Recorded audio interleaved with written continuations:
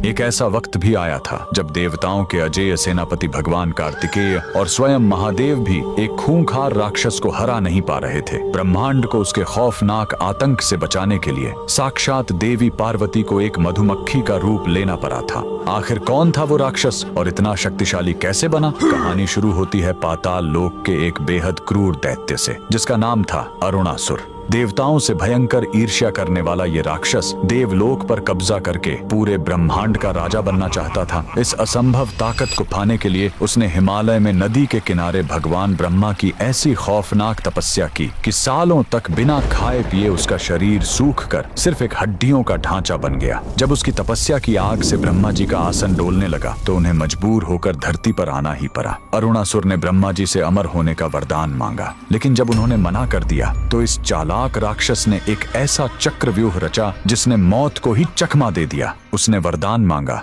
मुझे कोई देव, दानव या इंसान न मार सके, कोई 2 पैर वाला या 4 पैर वाला जीव मुझे न मार सके, और ब्रह्मांड का कोई भी अस्त्र शस्त्र मेरा शरीर न काट सके। यह असंभव वरदान पाते ही अरुणासुर को लगा कि वो सच में अमर हो गया है। उसने अपनी विशाल राक्षसी सेना लेकर स्वर्ग पर हमला कर दिया और देवताओं को बुरी तरह पीटकर वहां से भगा दिया। लेकिन उसका घमंड यही नहीं रुका। स्वर्ग को रौंदने के बाद उसने साक्षात महादेव के निवास कैलाश पर्वत पर हमला कर दिया। कैलाश पर भगवान शिव और कार्तिकेय ने उससे भयंकर युद्ध किया, लेकिन ब्रह्मा जी के वरदान के कारण शिव जी के बड़े बड़े अस्त्र भी उस पर असर हो रहे थे। जब उस राक्षस का आतंक अपनी चरम सीमा पार कर गया, तब उसके वरदान का लॉजिक तोड़ने के लिए साक्षात माता पार्वती ने ब्रह्मांड का सबसे भयंकर अवतार लिया।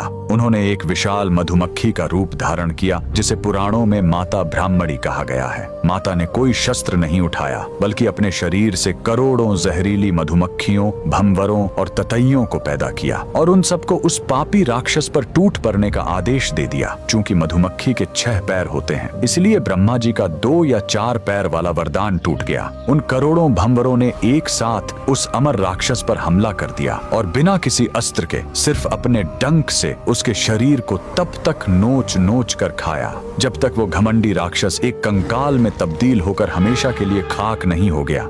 अगर आप भी माता आदिशक्ति के अद्भुत ब्राह्मणी रूप की शक्ति को मानते हैं तो कमेंट में पूरी ताकत से लिखें, जय माता दी।